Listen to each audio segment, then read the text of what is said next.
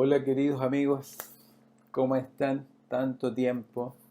Estaba pensando que hacía mucho que no nos veíamos y a la vez me da pena pensar que no nos veremos porque yo estoy mandando este mensaje hoy y, y ustedes lo van a ver, pero yo no los voy a ver, así que, pucha, qué pena. Pero ah, al menos podemos estar en contacto y podemos estar compartiendo la palabra esta mañana, ¿ya?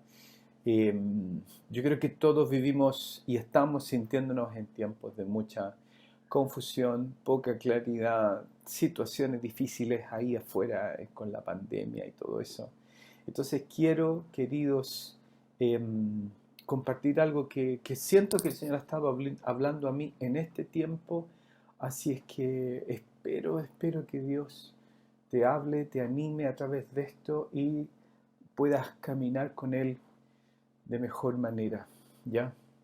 Dios los puso a ustedes allá como una iglesia profética, una iglesia señalada por Dios para llevar un mensaje de Dios, para hacer una obra de Dios, guiada por la palabra de Dios. Así que Padre, yo oro esta mañana que tú bendigas a la hermosa viña Pucón que tú plantaste.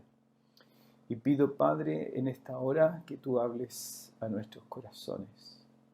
Señor, que esta reflexión, que esta meditación pueda llevar nuestros corazones, Señor, hacia un entendimiento mejor de tus propósitos para nosotros en este tiempo. Llévanos a discernir los tiempos, Señor, en el nombre de Jesús.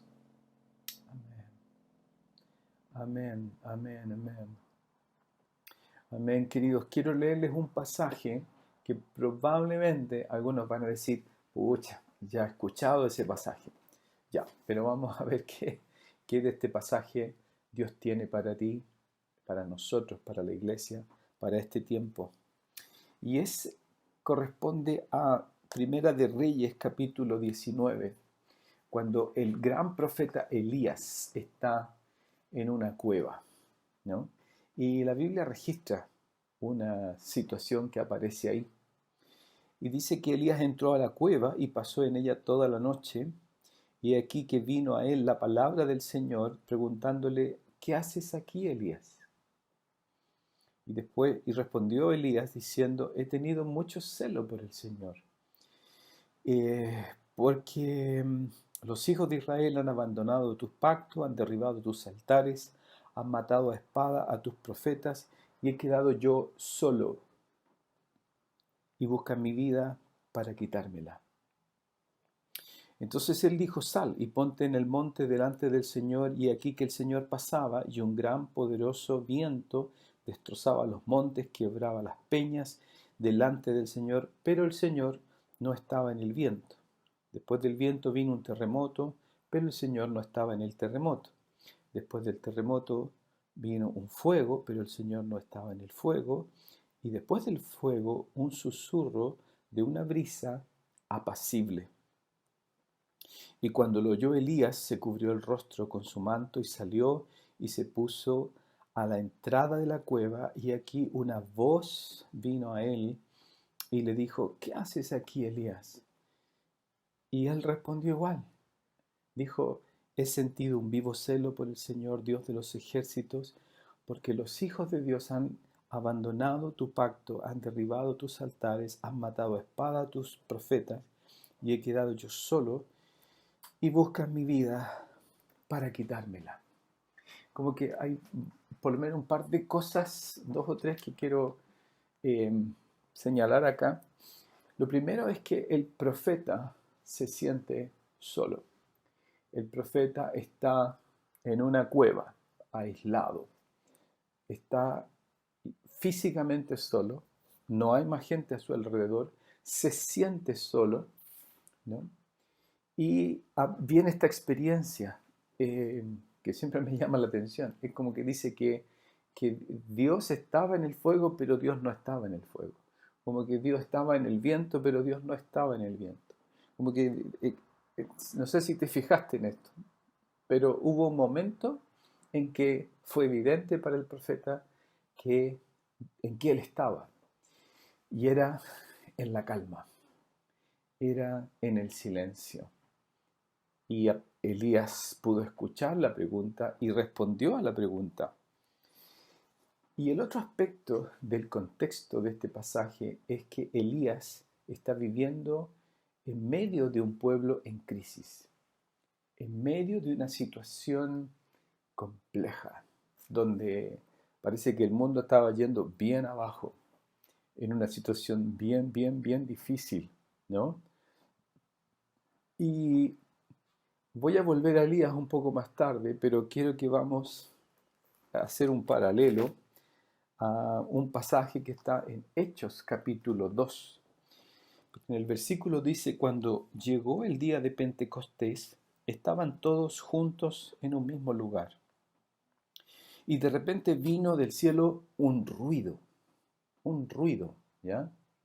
¿Han escuchado ruidos del cielo? Así que pudiera ser como algo como un estruendo, un- un ruido externo que pueda parecer como un sonido de un terremoto. Y dice como de una ráfaga de viento impetuoso que llenó toda la casa donde ellos estaban sentados y se les aparecieron lenguas como de fuego.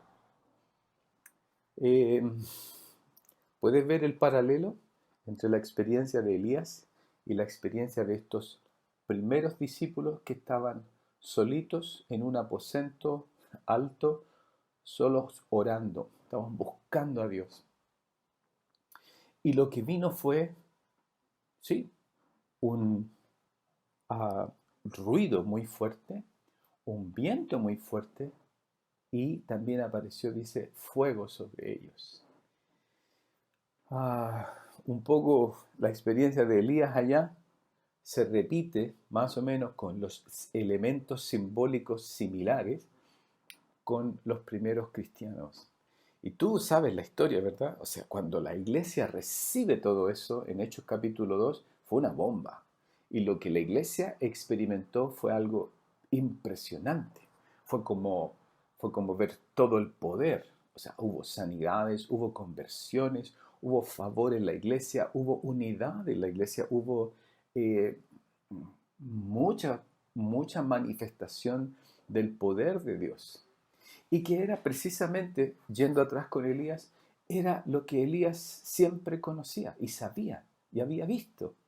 Él venía de haber hecho derramar fuego del cielo.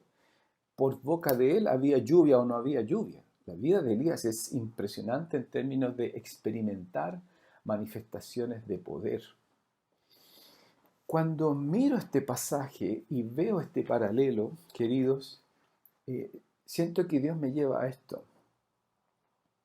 Nosotros, Viña Las Condes, y probablemente ustedes, Viña Pucón allá, tal vez hace un tiempo atrás, hace una estación atrás, antes de esta famosa pandemia, en la que estamos todos solitos en una cueva, solos físicamente y solos de estar rodeados o conectados con otros, am, tuvimos nuestra época de fuego, de viento, de ruido.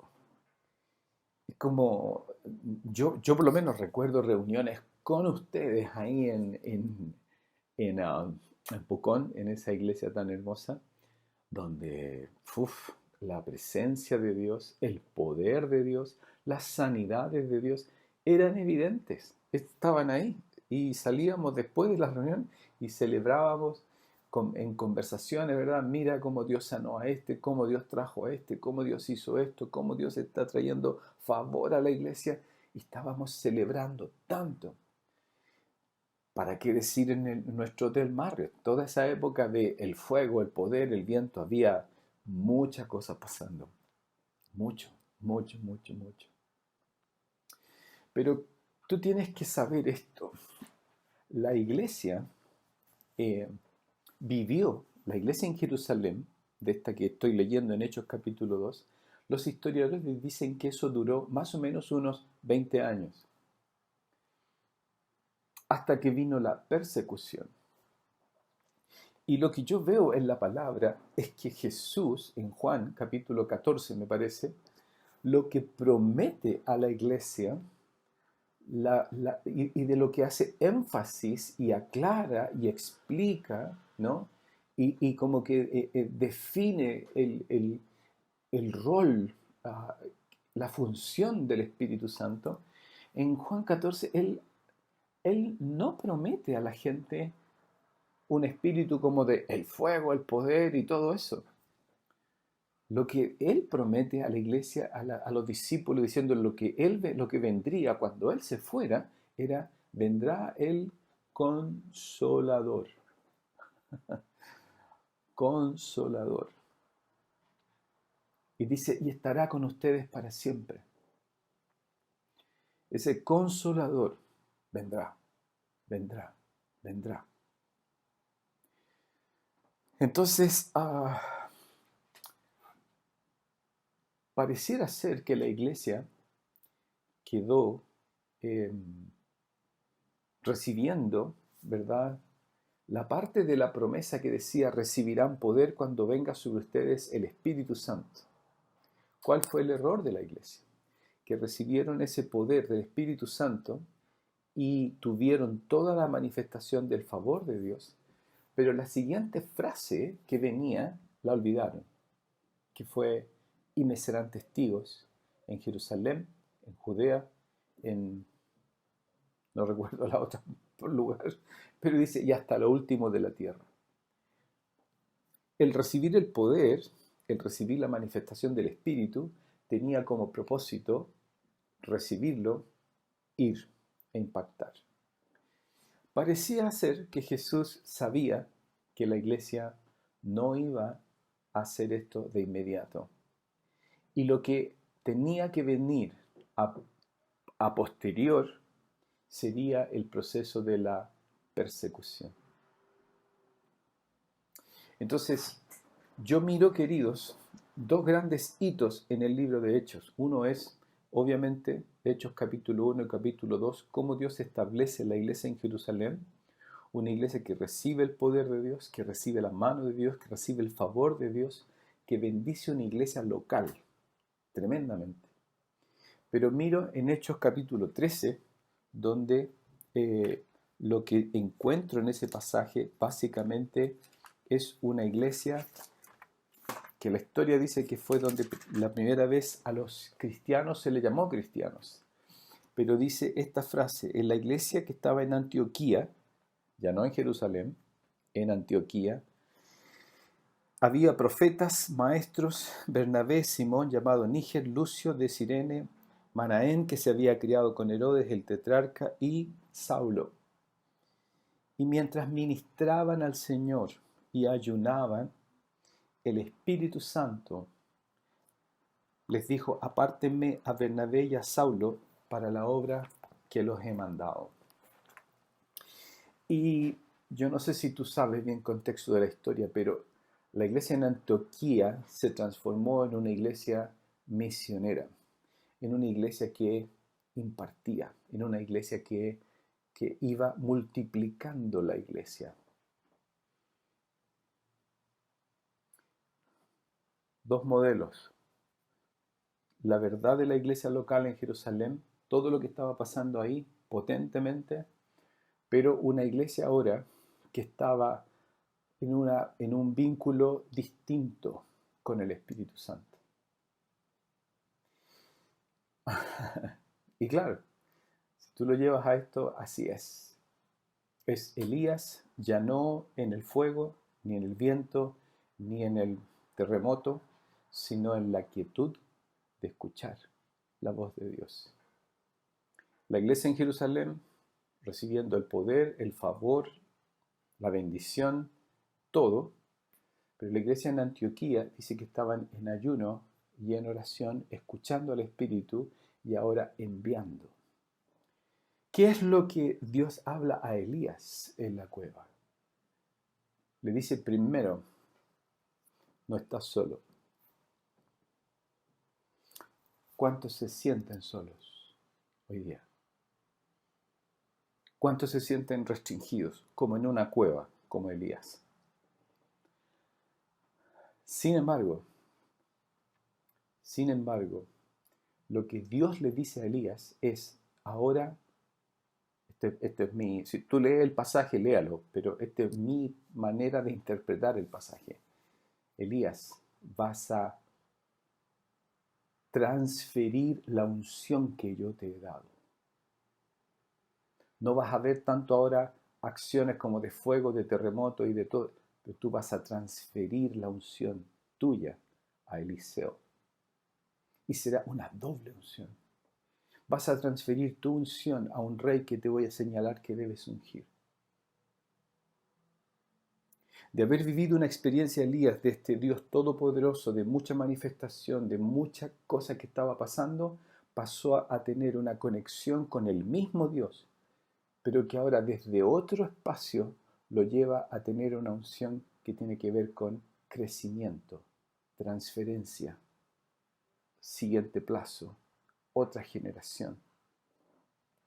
Yo veo a la iglesia en Jerusalén recibiendo tremenda manifestación, pero la iglesia en Antioquía, en oración y en ayuno, escuchando al Espíritu, todos de acuerdo diciendo, ahora vamos a mandar, vamos a enviar, vamos a llevar allá. Y vuelvo al pasaje de Juan, cuando el Señor Jesús le dice, van a recibir al Consolador. ¿Y qué significa esto, queridos? En Corintios, capítulo 1, a mí me impresiona, ¿verdad? Porque de alguna forma define un poco el rol del Consolador, pero el proceso de nuestra experiencia con el Consolador y el propósito de Dios. Mira lo que dice, versículo 3, segunda de Corintios 1, bendito sea el Padre, Dios y Padre de nuestro Señor Jesucristo, Padre de misericordias. Si puedes subrayar eso, a mí me fascina, me encanta, que Dios está definido así.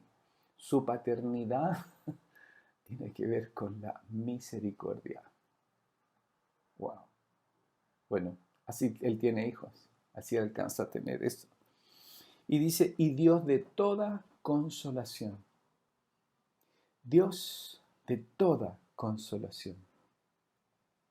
Dice, el cual nos consuela en toda tribulación nuestra, para que nosotros podamos consolar a los que están en cualquier aflicción con el consuelo con que nosotros mismos somos consolados por Dios.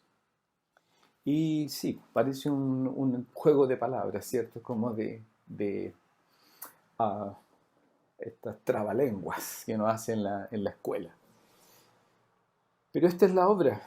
Es este Dios de toda consolación, este Padre de misericordias, nos dice que el Espíritu Santo nos va a consolar a nosotros en nuestras tribulaciones, para que con ese consuelo que recibimos, que nosotros experimentamos, tengamos la capacidad de consolar a otros en sus aflicciones. Entonces, queridos, es evidente que Jesús sabía que después de 20 años de la iglesia en Jerusalén, donde todo iba así como, wow, somos la tremenda iglesia, como nosotros en el Marriott, como, wow, somos la tremenda iglesia, iba a venir esta estación de, bueno, no podemos vernos, tenemos que estar escondidos en las cuevas, ¿no? En espacios reducidos. Yo estoy predicando aquí desde mi casa, porque en la oficina gente se contaminó y ahora no se puede usar la oficina. No se puede hacer reuniones públicas.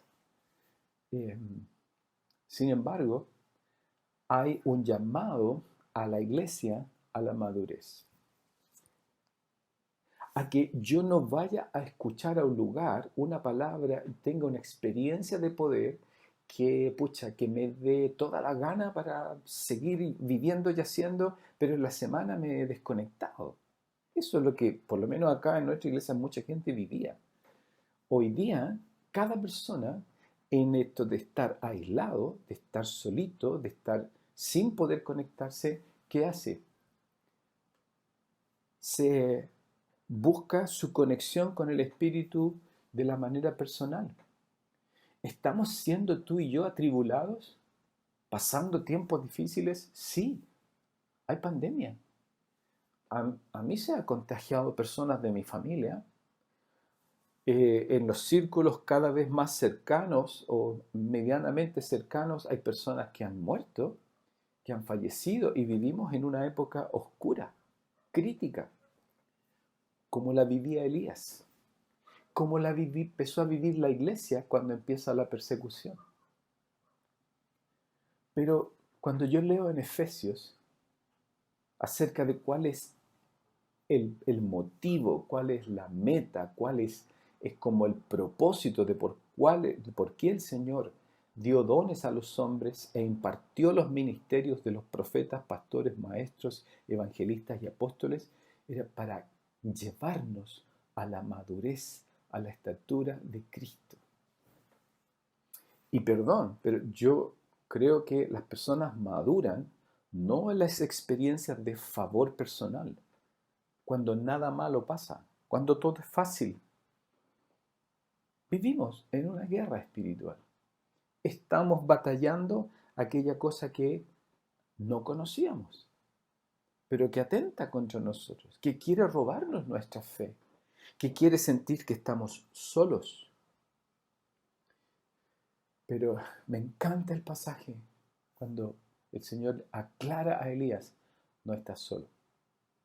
Hay muchos más que no han doblado la rodilla ante Baal. Vivimos en un país en crisis, situaciones de inestabilidad política. Tal vez incluso la época del pobre Elías era peor, o la época de la persecución en Hechos era peor. Pero ¿sabes qué? Yo siento que Dios, que sabe usar el beneficio de su reino, las situaciones difíciles, esto está trayendo favor al reino de Dios. Esto está redundando en que tú y yo de verdad nos conectemos con, Señor, necesito de ti en este día. Yo necesito fortalecerme contigo en este día. Gracias por la estación que pasó, por la experiencia de la iglesia que tuvimos, pero hoy yo necesito caminar contigo. Así que, querida iglesia, probablemente ustedes son como el profeta Elías. Esta es la imagen que me viene. Porque ustedes son una iglesia profética. Y ustedes han tenido palabra profética para mí, no solo para mí, para mucha gente. Ustedes han sido una voz profética en este tiempo. ¿Qué el enemigo ha querido hacer? Hacerles sentir que están en una cueva, que están solos y que ya el tiempo maravilloso del fuego, del viento y de los terremotos ya pasaron. Y parece que ahora nada va a pasar.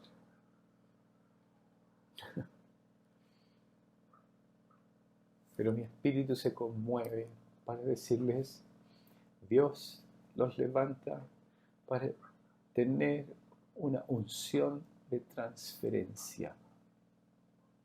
Que aquello que ha sido depositado en ustedes por la actividad del Espíritu Consolador será transferido, será recibido y entregado. Vino de Dios, se formó en mí y ahora yo lo entrego al otro. Yo quiero bendecirlos hoy y quiero declarar que lo que viene es madurez, que lo que viene no es soledad, opresión, separación, sino que es la transferencia de la unción, de lo que Dios hizo y que maduró en ustedes, ustedes lo van a entregar. Y Dios que los plantó, los hará florecer. Así es que ánimo, ánimo, ánimo. No deserten, no caigan en desesperanza y crean que toda esta situación de prueba es algo que el Señor está formando dentro de ustedes para que pueda ser impartido con mucho más efectividad y favor en el plan de Dios. Así que, Padre, yo bendigo a mis amigos ahí en Pucón. Yo bendigo esta iglesia, Señor, que tú plantaste como un faro, Señor, como una voz tuya. Señor, que tú pusiste y tú, Señor, anticipaste lo que iba a venir, sabiendo que tu propósito es perfecto, es bendito para siempre, Señor, porque esta es tu iglesia, esta es tu novia, y eres tú el que la está embelleciendo y preparando y anticipando. Señor, abre sus ojos, como el profeta sucesor de Elías supo enseñar. Abre sus ojos para que vean que son más los que están alrededor de ellos que los que están en contra.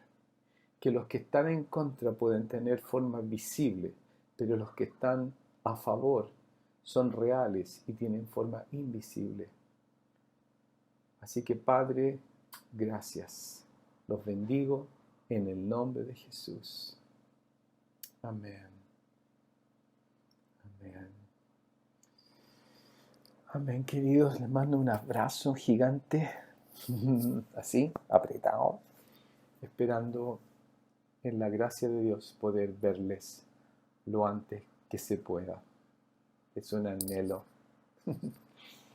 Y siento que ese es un anhelo también, como cuando nosotros en la iglesia decimos, Señor, queremos verte lo antes que se pueda, ¿no? Estar contigo. Ánimo, les amo con todo mi corazón y espero que Dios siga usándoles, guiándoles cada día. Amén. Amén, amén.